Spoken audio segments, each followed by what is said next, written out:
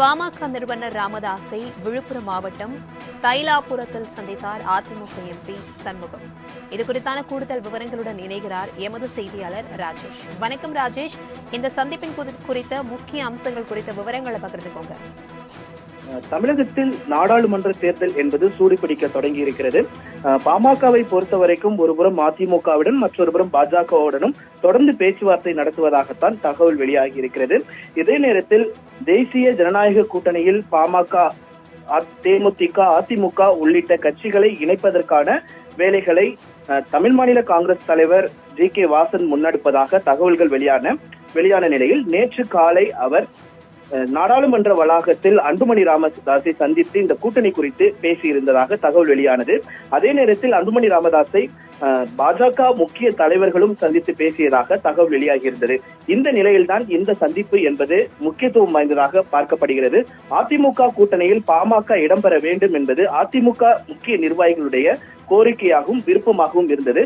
அதன் ஒரு பகுதியாகத்தான் அதிமுக முன்னாள் அமைச்சரும் நாடாளுமன்ற உறுப்பினருமான சி.வி. சண்முகம் நேற்று இரவு தைலாபுரத்தில் மருத்துவர் ராமதாஸை சந்தித்து இந்த கூட்டணி குறித்து பேச்சுவார்த்தை நடத்தியதாக கூறப்படுகிறது.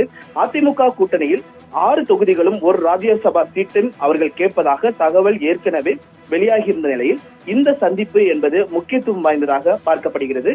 அதே வேளையில் பாஜகவில் வரும் 11ஆம் தேதி ஜே.பி. நட்டா மற்றும் வரும் 25ஆம் தேதி பிரதமர் மோடி உள்ளிட்டோர் தமிழகம் வர இருக்கின்றனர். இவர்கள் வருவதற்கு முன்பாக தேசிய ஜனநாயக கூட்டணியில் இடம்பெறக்கூடிய கட்சிகளின் தலைவர் ஒருமித்தமாக சங்கமிக்கக்கூடிய அந்த நிகழ்வை ஏற்படுத்த வேண்டும் என்ற முனைப்பில் பாஜக இருக்கிறது. அதே நேரத்தில் பாஜக அல்லாத ஒரு கூட்டணியை தமிழகத்தில் அமைக்க வேண்டும் என்பதில் அதிமுக மும்முரம் காட்டி வருகிறது. இதற்கு இடையே பாமக என்ன முடிவெடுக்க போகிறது என்பது அனைவரும் எதிர்பார்த்த ஒன்றாக இருக்கிறது. பாஜகவின் முக்கிய தலைவர்கள் பாமக தலைவர்களுடன் தொடர்ச்சியாக பேசி வருகிறார்கள். அதே நேரத்தில் அதிமுகவை சேர்ந்த முக்கிய நிர்வாகிகளும் பாமக நிர்வாகிகளிடையே பேசி வரக்கூடிய இந்த சூழ்நிலையில் தான் அதிமுக முன்னாள் அமைச்சர் சி.வி. சண்முகம் பாமக நிறுவனர் ராமதாஸ் அவர்களை சந்தித்து பேசியிருக்கிறார். கிட்டத்தட்ட இந்த சந்திப்பு என்பது 1 மணி நேரத்திற்கு மேலாக சென்றதாக கூறப்படுகிறது. ஏற்கனவே சட்டமன்ற தேர்தலாக இருக்கட்டும், இதற்கு முன்பாக நடந்த நாடாளுமன்ற தேர்தலாக இருக்கட்டும், இந்த கூட்டணியை, அதாவது அதிமுக பாமக கூட்டணியை உறுதி செய்வதில் சி.வி. சண்முகத்தின் பங்கு என்பது முக்கியத்துவம் வாய்ந்ததாக பார்க்கப்பட்டது.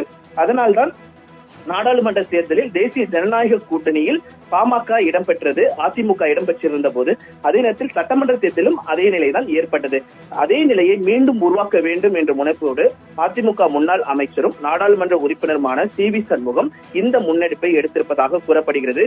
அதே வேளையில் கூட்டணியில் இணைவது குறித்து நாடாளுமன்ற கூட்டத்தொடரில் பங்கேற்றிருக்கக்கூடிய அன்புமணி ராமதாஸ் சென்னை திரும்பியவுடன் இதற்கான முக்கிய முடிவுகள் நிர்வாகிகளுடன் ஆலோசித்து எடுக்கப்படும் என ராமதாஸ் சி.வி. சண்முகத்திற்கு உறுதியளித்ததாக கூறப்படுகிறது.